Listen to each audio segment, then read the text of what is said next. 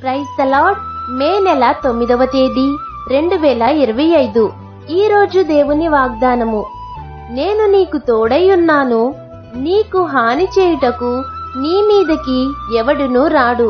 అపోస్తుల కార్యములు 18వ అధ్యాయము 10వ వచనం. ప్రభువే చెప్తున్నారు, నీకు తోడై ఉన్నాను, భయపడవద్దు. నేను నీ దేవుడను, దిగుల పడవద్దు. నేను నిన్ను బలపరుస్తాను, నీకు సహాయము చేస్తాను, నిన్ను ఆదుకుంటాను అని ప్రభువే చెప్తున్నారు. ప్రభువే నిన్ను బలపరుస్తున్నారు.